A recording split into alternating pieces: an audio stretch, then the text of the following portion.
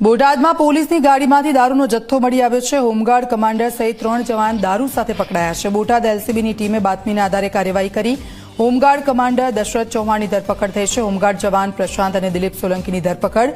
કારમાંથી 25 bottle દારૂ અને 76 બિયરના tin મળ્યા છે।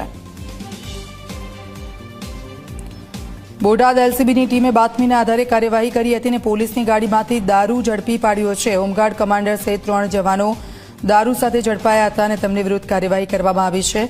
જવાન પ્રશાંત અને દિલીપ સોલંકીની ધરપકડ થઈ છે।